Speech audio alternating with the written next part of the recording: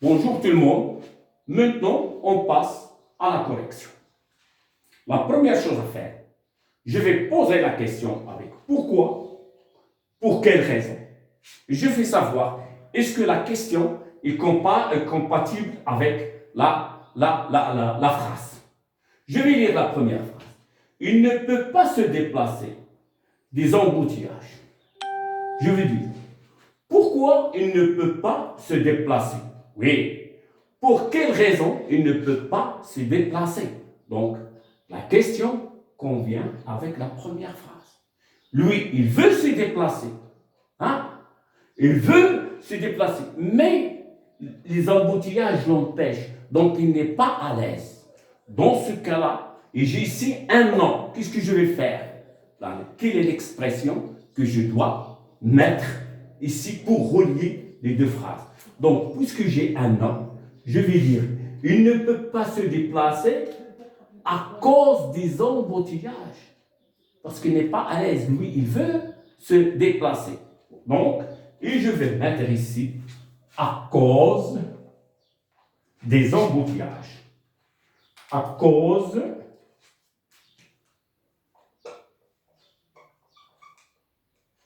des... J'ai effacé des parce que j'ai des majuscules, je vais faire des minuscules.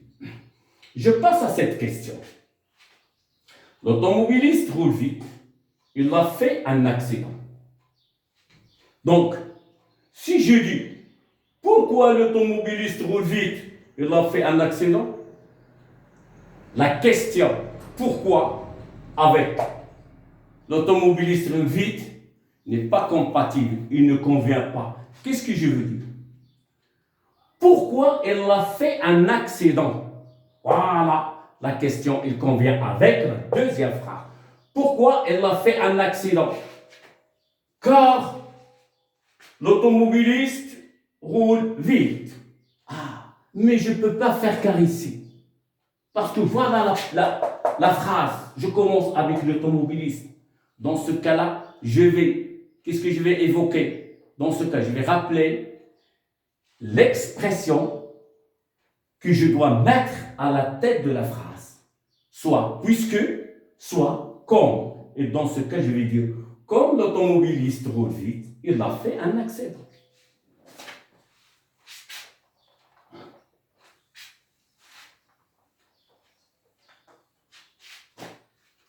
Comme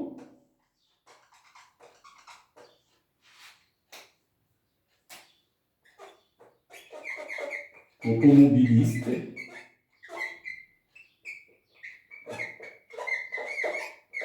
roule vite, elle a fait un accident. Et je commence par l'expression comme qui va être à la tête de la phrase ou bien au début de la phrase. Bien. La neige tombe sur la route. Les voitures sont bloquées. La neige tombe sur la route. Les voitures sont bloquées. Je vais répéter la même chose, de poser la question et je vais voir pourquoi ou pour quelle raison il est compatible, il convient avec quelle phrase. La neige tombe sur la route. Pourquoi les voitures sont bloquées? Non. Bon. Pourquoi la neige tombe sur la route? Les voitures sont bloquées? Non. Donc je vais dire, pourquoi les voitures sont bloquées? Ah oui, la question, elle convient avec la deuxième phrase. Pourquoi les voitures sont bloquées? Parce que, et je ne vais pas écrire ici parce que ce vent se met à la tête de la phrase, mais on peut le mettre aussi au milieu de la phrase. Donc, puisque la neige tombe sur la route. Et je vais mettre ici, puisque, je ne vais pas répéter deux fois comme, puisque la neige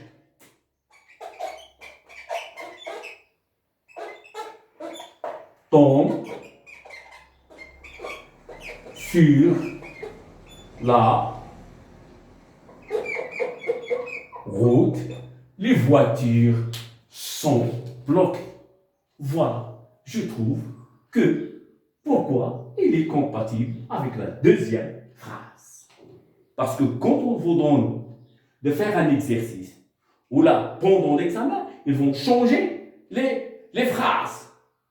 Ça ne veut dire pas que toujours la première phrase indique la conséquence et la deuxième phrase qui est la cause et je vais mettre puisque bien car au milieu. Faites attention au cours de l'examen. Bon, les plantes poussent vite et mieux. Pluie qui tombe. Voilà. Bon, je vais poser ma question. Les plantes poussent vite et mieux. Pourquoi les plantes poussent vite et mieux? La pluie tombe. Quand il y a la pluie qui tombe, oui, les plantes poussent. Donc ici, on a un nom. Je vais choisir l'expression qui est positive. L'expression qui va, parce que les plantes, puisqu'ils poussent, donc la pluie tombe. Donc, on est dans une situation bien. Dans ce cas-là, qu'est-ce que je vais faire? Grâce à pluie, c'est au pluriel. Donc, je vais grâce aux pluies qui tombent, les plantes poussent vite. Donc, ici, je vais faire grâce. Je vais faire à. Mais si j'ai le nom au pluriel, je vais mettre au. Grâce aux